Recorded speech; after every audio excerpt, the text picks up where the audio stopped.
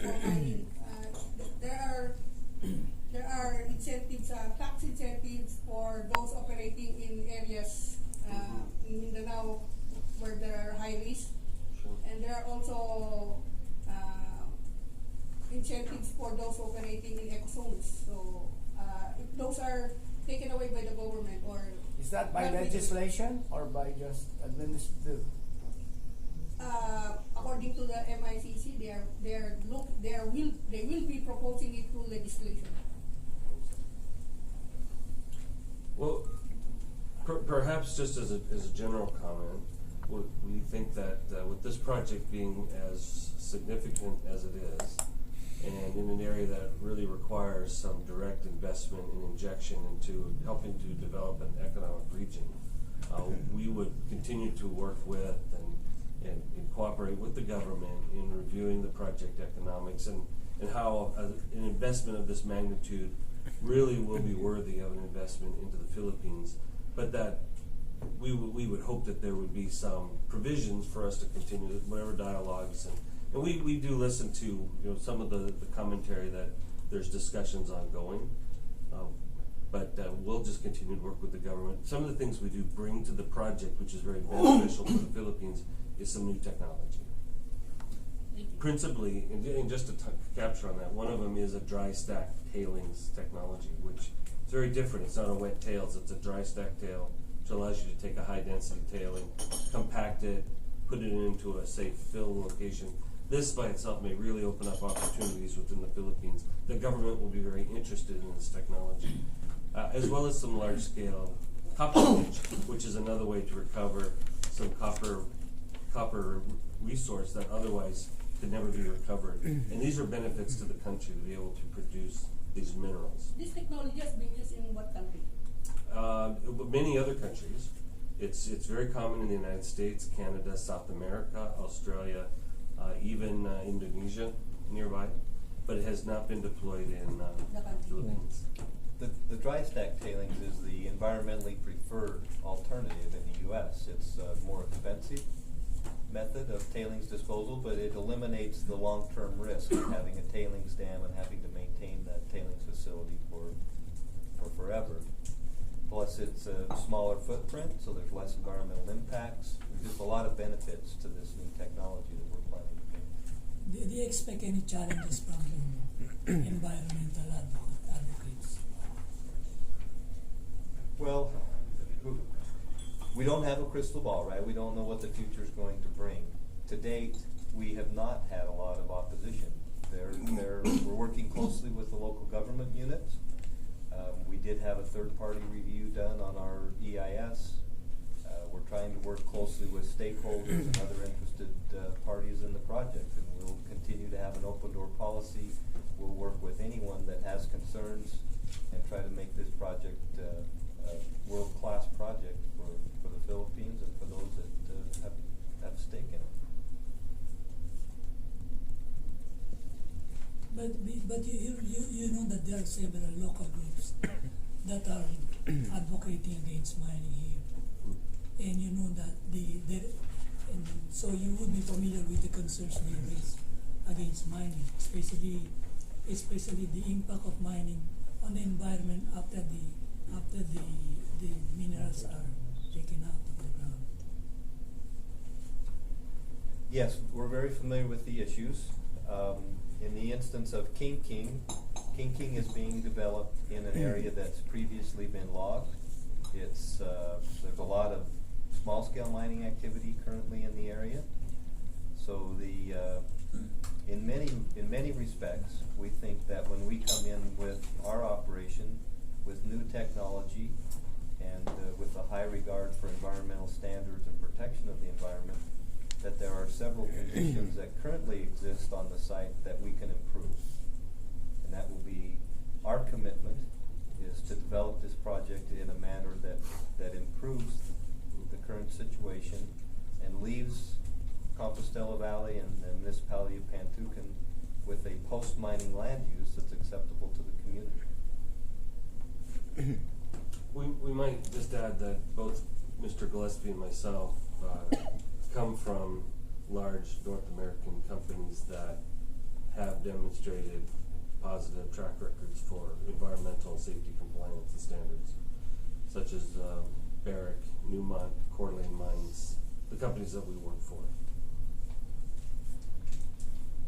I think it's also important to point out that if you go to Pantukan, I am told that that is not exactly a pristine forest to begin with. It is barren land at this point in time, with very low subsistence for the population. And with the moment we start operations and we hire, like when we start construction, 4,000 to 5,000, it will give a livelihood to people there that they have not had. And when you consider there is small scale mining there, that is not necessarily particularly meaningful in terms of the people that are involved in it because of the use of mercury, etc. And you know the implications of that.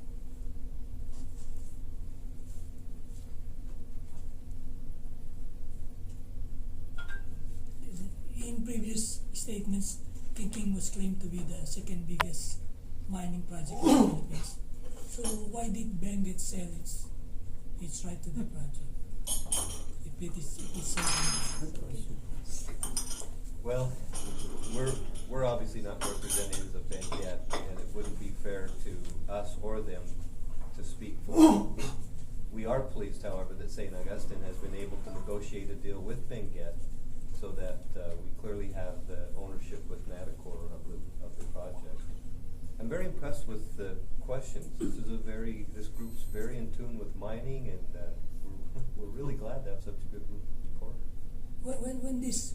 When this project is in full operation, how would this compare with Felix, which is right now the biggest mining operation? Much bigger than Felix. I don't know the Felix, you said? Yeah. Oh, this project is, I would say, second to Pantukan in size. Or if later on we explore some more, it might be the same league as Pantukan. So bigger than Felix when you. Oh, definitely. How many hectares is covered by this? Oh, 1,620 hectares. Is the tenement, yeah? Yeah, 1,600. Yeah, our disturbance will be a little more than that. More than that, because we have the 6 kilometer radius or 60. As we look at our facilities and our surface disturbance, the tenement is 1620, like Mr. Clown said, and our disturbance will be about roughly 2,000 hectares. I think when you mentioned the components of the capex budget of 2 billion, the amount does not include the construction of the port? It does. It does. It does. Yeah. So is this going to be an FTA or MPSA? Good question. It's currently an MPSA. We're currently operating under an MPSA. Very good. Where will the financing come from? Well, we're currently starting preliminary discussions with parties that have become interested. We're looking both for partial financing from within the Philippines, but because of such a high capex, it'll require international financing. So the project's been designed and engineered to meet international financing standards.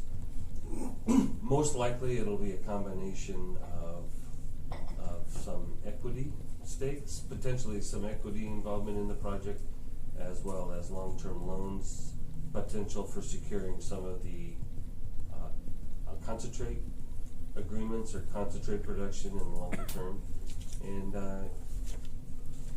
it could be that there could be the introduction of one of our local partners that may come in that's already in mining.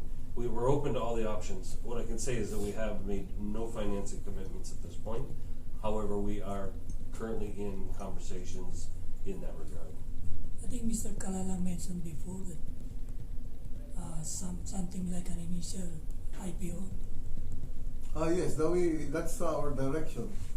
When we have structured our consolidation plans and we are able to do the permitting work. And so we plan to list by invitation here in the Philippines. And at the same time, St. Augustine is listed in Toronto Stock Exchange. Mind you, this King project is one of the, it has been a sleeper project of the 5 flagship projects of the country. Tampakan and then King comes in. Sir, are you willing to take on more investors, say foreign investors? Oh, definitely. We're taking in a big brother. A bigger company Yes. than And there are St. Augustine. indications now, very strong indications that of interested parties. What's the big brother's name? They're always looking for a big project like this, and it will. And on the part of the Philippines, the benefits, it will be a big benefit. And as leading international authorities have told us that mining is the big changer in the Philippines. Sir, what's the nationality of the big brother? What's the nationality? Can you at least disclose Americans that? and Europeans, And South Americans. yeah, South Americans. And of course, there's always the A lot of Chinese. Asian They say mining industry is the big changer for the Philippines. in the Philippines. The group of former Senator Manny Villar, is an Yes. investor through the Yes, yes. Is there any reason why he did not invest directly, as a Philippine company in a Filipino Good corporation? question. Well, he is to some degree. Well, he has also invested because he has bought some shares in Nadigor, and so he decided also to invest in South. But eventually, we're working for a consolidation, so we'll be all in one shell. So right now, the project is a tripartite arrangement of St. Augustine, Queensbury, and our Nadigor. By saying that consolidation, you will create another company that will be operating the mine? Depends on the lawyer's final. Suggestion, yeah. recommendation.